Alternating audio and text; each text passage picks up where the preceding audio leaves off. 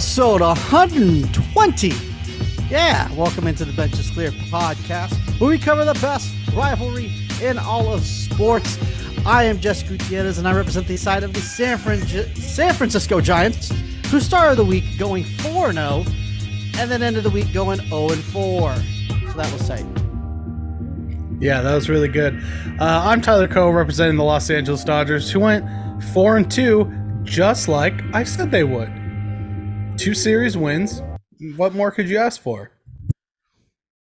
It's so crazy that there's so many a difference in games. So many. It's insane. The Giants had that one that doubleheader that was supposed to be a day off. So there's the extra 2 right there. But yeah, so that kind of sucked. So this is the obvious weird 3 series episode. And it was very unchill. And I guess we can just get into it. Let's start when things were happier when the Philadelphia Phillies came to town. And we're not going to go through every game because it was so long ago and the mood was just so different. The Giants swept the Phillies. It was great. It honestly felt like, I'm sure how other teams feel when they play the Giants. The Phillies are just kicking the ball around, basically giving us the series. They didn't want to win any games, and the Giants were like, fuck it, we'll take it, I guess. And then they go down to L.A., and after sweeping Philly, they take game 1 of the Dodgers series. It's a home run parade. Lewis Brinson is the best player in all of baseball. He hits 2 bombs. David Villar hits a bomb. J.D. Davis hits a bomb. Thairo Estrada hits a bomb. Webb goes 6, allowing 2, striking out 6. Duvall and Scott Alexander, who's the best reliever to ever touch a baseball. You might know who he is. I don't want to say my hopes were up. I just was like, hey, they're on a roll. Anything could happen. You never know. And then it turns out that we actually did know because they lost 4 in a row. I don't know how much you want to get into this, Tyler, or if you had any comments for game 1, but game 2, Brinson, of course, because he's the shit. He can't carry the whole team by himself. Who is he? He hits a home run. Brandon Crawford hits a home run. And who would have thought that a bullpen game with the worst bullpen in all of baseball was a bad idea? But that's what happens. Garcia and Dominic Leone get friggin' knocked around and fucked by Max Muncy, so that wasn't very chill. Who would have saw that coming? The Giants' horrible bullpen throwing a horrible game. The only thing that I care about in these games, Max Muncy hitting 3 dingers in 2 games. He hits 2 in 1 game. He's back just in time for the playoffs. He's making the adjustments that Cody Bellinger refuses to because Cody Bellinger's an asshole and doesn't want to play baseball, apparently. I don't know what his deal is. That's true. I'm sure he's like, fuck it, I want to play bad. Well, apparently he's refusing to change his swing when the hitting coaches are trying to get him to, because you know how he keeps his bat flat and then he brings it up? They're trying to get him to just keep it up, and he says it doesn't feel comfortable. Well, whatever you're doing might feel comfortable. Guess what? It's not fucking working. So figure it out. Max Muncy has made the adjustment. He steps back with his back foot now, which is a timing mechanism for him that seems to be working. And he's hitting the ball, and he's hitting it hard, and he's hitting it far, which is all I care about. Yeah, 2 Giants hit 3 home runs in 2 days, but it didn't really amount to anything. David Villar, who hit a home run earlier in the series, hit 2 home runs in game 3. And this is and I know season's over. I get it. But you're still watching the games, and while you're watching it, you still want to win every game, right? And it's just so, and I understand the doubleheader coming up. You got to do some weird things, but man, this is just really fucking weird, this situation, because Kapler in game 3 leaves. Just such a quick trigger on Alex Cobb, and I understand he was laboring through these innings, but he was only at like 80 pitches at the point, like enough to maybe just finish the at least the inning, because the rotation is pretty solid. But for some reason, Gabe Kapler has such a quick trigger when it comes to this rotation, which is good. Anytime when you get to 100 pitches, let's take him out. Third time through the order, let's take him out. But then you leave out first of all to put in some of the worst relievers in all of baseball right now, and then not only that, Lytle was left out there to fucking die in Game 3. It was just really weird how Scott Alexander was warming up in the bullpen when Max Muncy and Freddie Freeman were coming up, and then they come up and fuck it, we'll just leave Lytle in there. I don't understand what's going on. I don't really get it, and I understand that he was like, oh, we wanted to save him for the doubleheader, and he was kind of unavailable. Then why would you get him up? Why would you get Scott Alexander up? It just doesn't make any sense, especially how good he's been for us. So Lytle's left out there to die. Freddie Freeman walks, and Max Muncy hits a fucking ding dong. He just breaks it open, and I guess you just got to do the Pedro Martinez and call Max Muncy our daddy, and move on to the next is. One. He really is. He owns you guys, and it's awesome. Well, and it stopped for, I want to say, last year and the beginning of, all the way up until now. Right. And then for this year made the adjustment. I understand, but what I'm saying is I thought it was gone. I was like, okay, cool. Maybe they figured out Max Muncy. Maybe they figured him out. And then turns out he just figured out, you know what? I guess daddy has to bring out the big belt, That's right. So, I don't know. From a Dodgers perspective, well, first we'll get into the San Diego series. Dodgers take 2 of 3 from San Diego. That seems like so long ago. Whatever. We'll get into the meat and potatoes here. Andrew Heaney, Jesus Christ.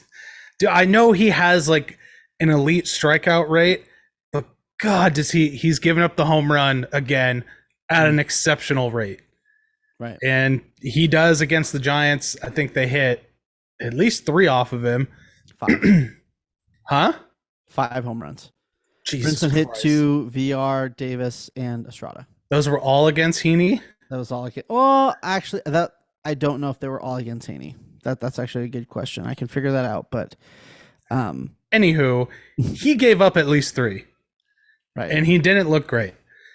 Also, you had Evan Phillips getting touched up a little bit, which is not cool. Best reliever in all of baseball, as far as I'm concerned. He bounces back towards the end of the series, but I think one of the biggest takeaways for me was Clayton Kershaw, again, looked pretty good. He feels good after that start. So I'm starting to feel a little bit more comfortable with the idea of him making it into the postseason without getting hurt, knock on wood. He looked good. Dude, Evan Phillips bounces back, pitches great. And then Max Muncy, man, he's just finding it. And then I just saw he's out of the lineup tonight, that's Dave Roberts' thing. You do well, and then you get a day off, which is kind of bullshit. But yeah, all in all, Dodgers they kept doing what they needed to do and just win series. With the division lead being what it is, and they could potentially clinch in the next few days, it's just keeping the momentum going. Like winning series, it's huge. Just not hit that cold streak going right into the playoffs. That's, we talk about it all the time. The most dangerous team in the playoffs, the team that's the hottest coming in. Record doesn't matter anymore. So it'll be interesting. What's more interesting to me now, because the NL West is a lock, obviously, that NL East is getting pretty interesting. Yeah, really hairy. Because you don't want to see either of those teams at all, but you're going to have to see one. And it's just, dude, the Braves are so good. Their pitching is so good. The Mets, their pitching is so good. And it sucks. I'd rather not have to face either of them and just waltz our way into the World Series, that would be preferred. But I don't think that's how it's going to happen. Just a side note, Heaney gave up 4 of those home runs. So, so we were both wrong. I like to think you were more wronger than me, but sure, that's fine. More wronger? More wronger, yeah. More wronger. Okay, perfect. Yeah, more wronger. You sound like a moronner right now. Ooh, Marauders, Antelope Valley College. What's up? Thank you for the shout out. Yeah. God, I hate you. It's a really hairy. I mean, it gives me hope because obviously I want anyone but the Dodgers to win this World Series. So, yeah. I mean, hopefully Max Scherzer comes back and saves the day, so I don't have to hear any more fucking Dodger World Series and whatever. That'd be tight. One thing that we didn't talk about, because the Giants do have a third series this episode. It is the Brewers series had a doubleheader, and going into it, they already have the season win. They took the one game they played against them, and then they won 3 out of 4. So they were going to take the season series against them anyways. And I guess they realized that and said, fuck it, we're not going to score any runs these games, because in game 1, Corbin Burns drops dick, striking out 14, going 8 innings. And then in game 2, even Freddie Peralta got injured coming out after the second inning. And you would think, okay, maybe we can pounce on their, bullpen that wasn't ready to come out yet. That didn't happen. So for the rest of the 8 innings, they only scored 2 more runs in that ballpark, which is really shitty. Yeah, I mean, Giants 3 times in both games. Use the opener for both games. I don't. The opener's so fucking stupid. One good part of it was, Jelly had a really good start, 5 innings, 1 earned run, and 6 Ks. So that's the bright side, I guess, if you could say. I mean, we've been dead for a long time, but you get, like, when you win 4 in a row, you look at the standings. I mean, it is what it is. You do it, and now, I mean, I'm sure if they sweep the next series, which, I know we're not talking about it, but it did actually happen. They're definitely not sweeping the Cubs series, so who knows what's going to happen? But we need to start working on who's going to be back in 2023 and go from there. I know what's going to happen. The Giants aren't making the playoffs, obviously. It's not even a question. That's a real hot take there, Tyler. Well, we'll see. You're the dumbass that just said, we don't know what's going to happen. I don't think I did. You just fucking said that. I said after. You said, obviously, we don't know what's going to happen. Implying that anything could happen. No, I said we don't know what's going to happen because we don't know how to tell the future, but it's wrong. Pretty much erroneous on both counts. Wrong. It's pretty much set in stone. Giants will not be making the playoffs, and no, it's not pretty much set in stone. It is set in stone. I think you should. Yeah, I mean, you never know, but exactly. Proving my point. You just said it again. The only question is what do you want for the rest of the season when it comes to the Giants side of things? Do you want to just, lose as many games as possible to maybe come up a couple places for draft? Do you want to see what you got for 2023? So you try to, obviously, I feel like you should, let Brinston and VR play as much as possible. His name is Brinson, right? There's no T. Brinston. Brinston? Yeah, you're having a tough day, huh? All the time. A real tough day. I know it's Brinson, but I guess my mouth just wants to say Brinston. Like Princeton, I guess. Maybe, I don't know, because I'm not smart enough to go to Princeton, so it's the only time I can kind of pronounce it that way, I guess. Yeah, I guess you just play those guys, see who can, be your depth, who's going to be worth it, because I know Brinson is out of options, and VR has some options, so I don't know exactly what you're planning to do on this offseason. So I mean, hopefully, I guess maybe the more they lose, the more it'll be a push to just give Aaron Judge whatever the fuck he wants, give Xander Bogaerts some money. I don't know, but something's got to happen, and I guess if they lose a lot, maybe ownership their hand will be forced. That's the only thing I can think of. I guess we'll find out. But we do know some things about 2023. Mm. There were some rule changes. Ooh, nice transition. That were voted on and passed. Are you ready? I'm going to quick fire about you, all right? Transition king. Hit me. Number 1, pitch timer. So here's how it's going to work. 15 seconds when bases are empty. 20 seconds with runners on base. Facts. Hitter receives 1 timeout per plate appearance. And on average, in minor league 9-inning games, using this format, games reduced by 26 minutes. On average. That's pretty impressive. Insane. It is. It is. I think it's also just because I don't know how much they go over that 15 seconds. I don't know if, because I don't think a lot of pitchers do go over 15 seconds. So I think it's more of a mental thing that you got to kind of like, okay, I kind of got to hurry. I don't want to get hit here. Well, here's because you have that mental thing, it kind of carries. And not only that, I mean, I don't think people mind if the baseball game is 3 hours, 3.5 hours, even 4 hours. But the problem is pitch between, I mean, like action going, if that makes sense. Sure. If things are Here's the thing. on. They showed a breakdown of, it was a relief pitcher for the Guardians, I believe, of him making a rehab assignment in AAA and him pitching with the big league club. So he has the pitch timer and no pitch timer, and they showed him throwing like the same sequences. In like 1minute and 40 seconds, he had thrown 5 pitches in the minors, and he had thrown 3 in the majors. So, I mean, honestly, dude, I like it. I like it. We'll see how it works out. I mean, guys are going to have to adapt and get used to it, and it's just the way things are. Number 2, bigger bases. So first, second, and third base increased from 15 inches square to 18 inches. I mean, the biggest thing they're promoting here is player safety. Maybe that extra 3 inches helps you swipe a bag. I don't know how often that's going to.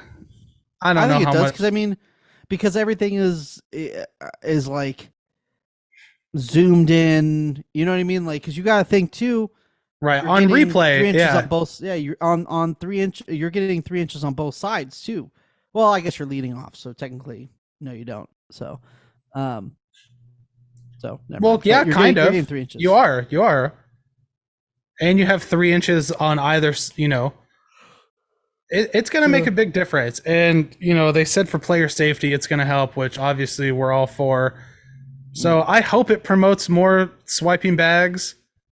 I have my doubts that it's really going to push teams to be like, okay, we have this 3-inch advantage now. Let's start running. I don't think that's going to happen. Honestly, because there's a lot of times where guys get thrown out and it's so close. I think 3 inches will make a difference.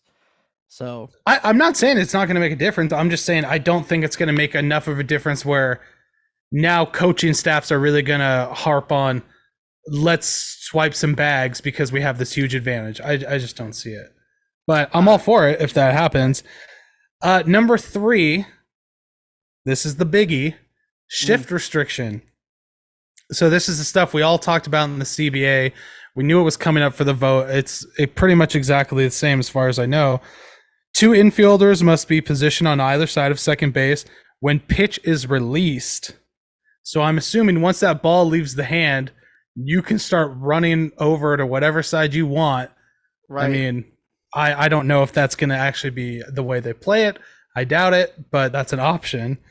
All 4 infielders must have both feet within the infield when pitcher is on the rubber. So they have to have their feet on the dirt when the pitcher is on the rubber. Okay.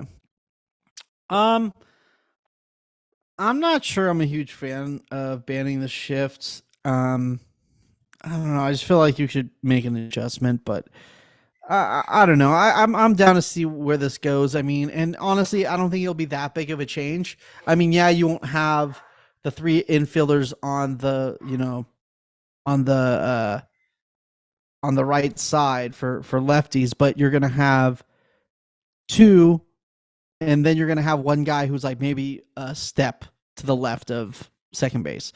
So in a way, it's shoving him over just one guy just a little bit, but I guess it could kind of help, So I'm down to see where this goes.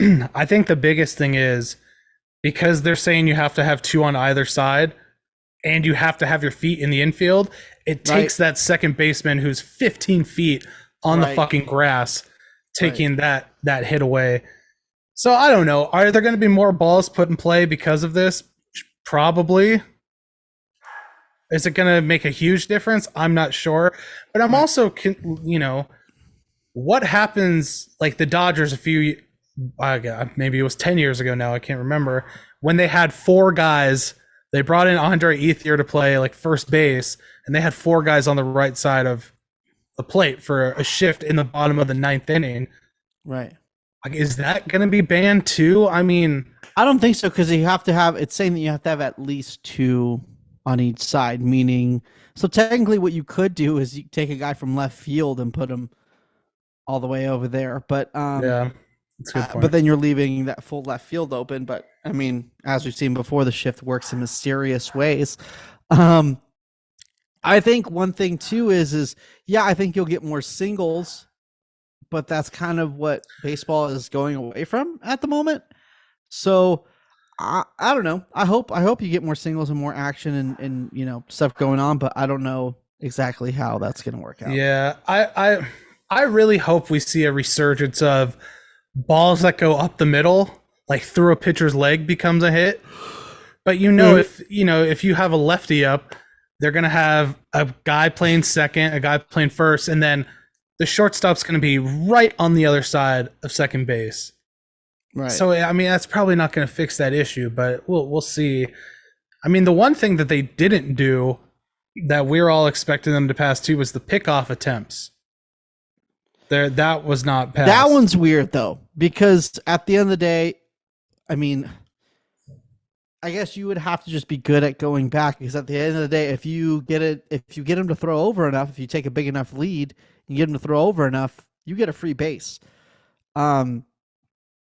So I'm not sure exactly how that would help, especially because I think, what was it, like 10?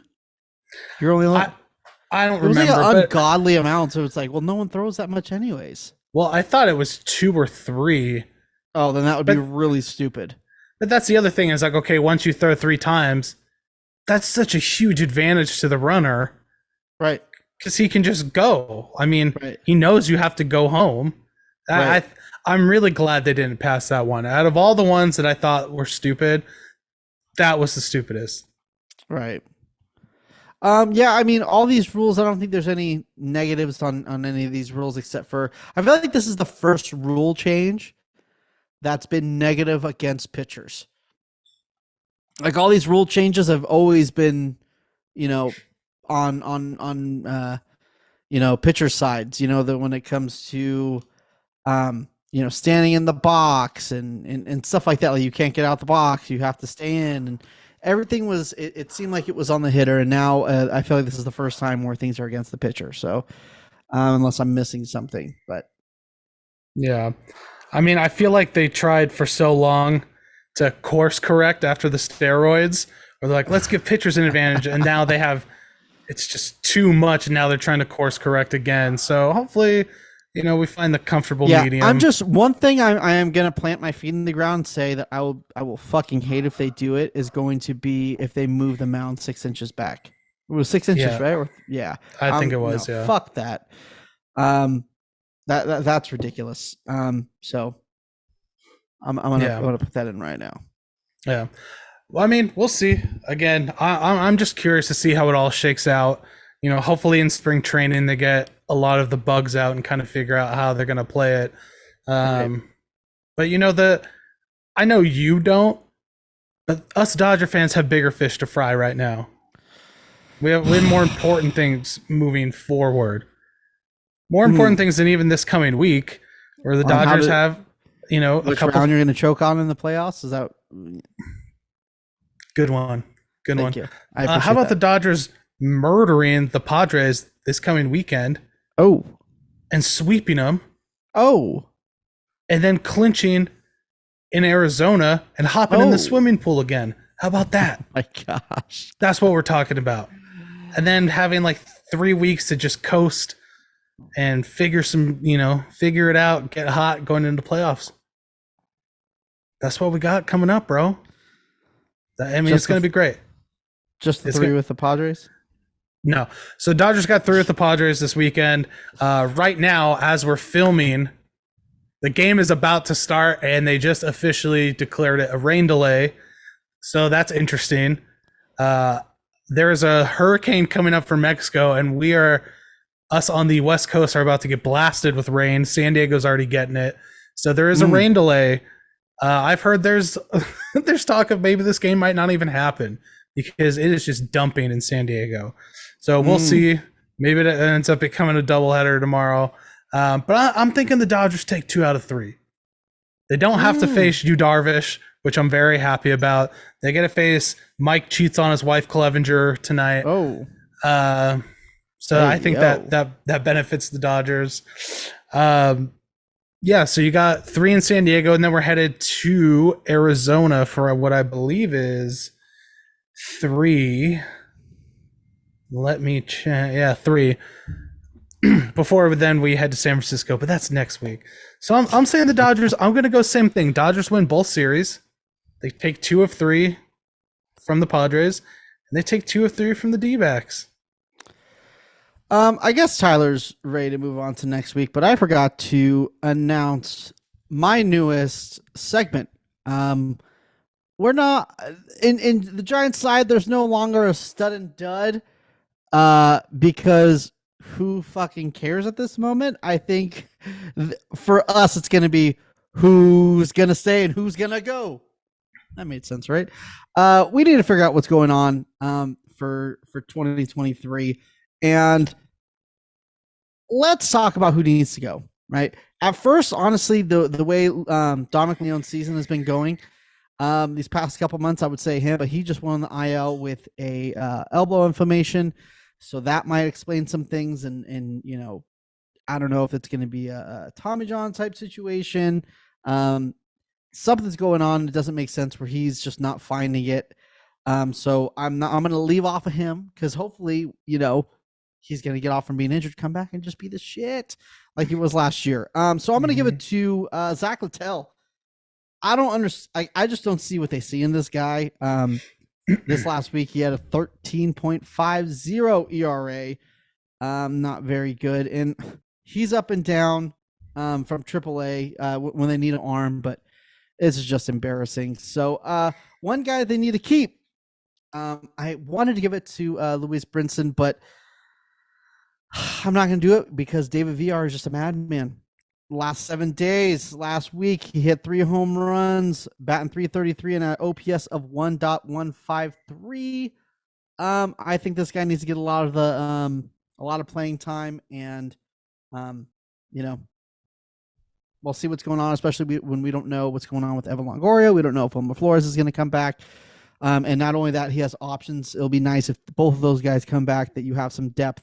So when one of them and both of them eventually inevitably get hurt for some reason, you got him and the minors ready to come up and drop dick to figure it out when he gets back. So that's where I'm going with it. Moving on to our next week. We got 3 in Chicago. The boys are tired, running on fumes at this point. They already lost game 1, but we'll talk about that next week. They got 2 more there, and then they come home, which I will be going to a couple games. I'm actually going to Tuesday and Wednesday's game. I'm going to do the Cove. You can hang out with me on the Cove on Wednesday. Are you hanging out with McCovey Cove Dave? I'm hanging out with Dave. Hit him up, and we talked a little bit, kind of. So I pretty baller. I have to figure it out, but yeah, really excited to do that. I've always wanted to do that ever since I was a kid. So, yeah, really excited. I guess not really a kid, but you get what I'm saying. Yeah, I get teenager. I got you. So yeah, that should be fun. It's gonna be fun to hang out because they're gonna get their ass kicked. So hopefully they'll win. I don't know, 2 or 3, maybe. Hopefully VR and Brinson go off. Who knows? Maybe Jelly stays up here and gets some starts. Get to see what's going on with him. It'd be great to have his feet, get his feet wet to see what he's going to be like. If he's going to be a solid maybe 5 starter, or he might be a guy like, can give you 3 or 4 out of the bullpen, especially with this quick trigger on starting pitchers. You're going to need some guys like that. So, should be fun. Let's get ready for 2023 by using 2022 as auditions. See, always looking towards next year. Real quick, as we're doing this, because the Dodgers are in a rain delay, I'm watching the Pirates-Cardinals game, and I was confused for about the last 5 minutes because, and I forgot I read this, tonight they're wearing Negro League jerseys. So the Pirates are wearing red against the Cardinals, and the Cardinals are wearing like navy blue, which with my eyes looks black. So I thought the teams were the opposite teams this whole goddamn time. And I was getting so because I thought they just said O'Neal Cruz, and I was like, that guy's wearing red. What the fuck are they talking about? Right. It's almost like when you're playing a video game and you're not sure. You're like, I thought I was this guy the whole fucking time. Yeah, right. So. It's exactly like that. Yeah, I mean, dude, things are great in Dodger Town. I haven't been to a Dodger game in like a month, but I got like 6 games coming up. I'm probably going to catch Albert Pujols' 700th home run, and things are great. You couldn't relate. Things are great. Well, I'm going to have a fun trip. So that's true. I am jealous that you get to hang out in the Cove with Dave. That does sound pretty fun. Dave's on fire. Dave's catching home run after home run after home run. If it's in the Cove, Dave's getting it. I'm hoping they hit one out there and I get to see you in the kayak. Maybe tip over. Right. I mean, that would be great. That's just great footage. It's good content, Yeah. Sell my soul. I get it. I would love. I think I'm just gonna hug the foul pole because there's always foul home runs. So I think I might just hang out over there. That's gonna be my area. I'm gonna get my scouting report out right now. Here's the biggest question: have you ever been in a kayak? Okay. This is gonna be fun. This is gonna be fun. That's a tricky question because I've been in a kayak, but it was like once when I was a lot less weight. Do you know how to swim? Oh yeah, I know how to swim. Okay. Some people don't know how to swim. I'm just making sure. I don't want my little guy drowning. Thank you. In McCovey Cove. It's actually an inflatable kayak. Is the one that I'm getting. So I don't know exactly how that's going to work. Honestly, I'm just hoping to be in a spot where the ball comes close to me. I don't think I'm going to be able to race to go get it, or I just have to jump. I think that's what might have to happen. I'm just going to use my I don't know. I probably just won't have a phone. Maybe I'll get a GoPro out there or something. Yeah, there you go. Well, sounds like fun. I mean, I'm jealous, but not really, because I get to see a team that actually wins. Speaking of winning teams, go get yourself some renovation candles. They're a winning team. They backed the Dodgers. Fall candles are out now. Holiday candles are coming soon. It's the best candle time of the year. As long as you don't live in Southern California where it's 108 degrees right now. It's already fall in other places that get all 4 seasons. Right. So go get your candles now. Do that. Yeah, do that. Get some candles. Also, I want to say a little goodbye to the Yerminator, who apparently hates the Giant system now. He was on Instagram last night just talking shit, saying that he wants his release and something about suck my ass or something like that. Is he in AAA right now, I'm assuming? Yeah, he's in AAA, and then he just got released. So, I mean, it is what it is, dude. You can't play defense. So, I mean, it is what it is. But he was a fun dude, and I really liked him. But, yeah, R.I.P. to the Giants version of the Yerminator, and we'll see who picks him up. It should be fun.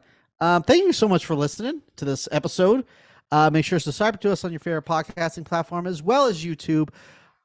Make sure to follow us on all the socials: Instagram Benches Cleared Podcast, Twitter Benches Cleared P, and TikTok Benches Cleared. We'll see you guys next week, and we'll find, I don't know, maybe we'll see you next. I'll see you next week if I don't drown in the Cove, baby. And when the Dodgers are NL West champions. Fuck off, Tyler.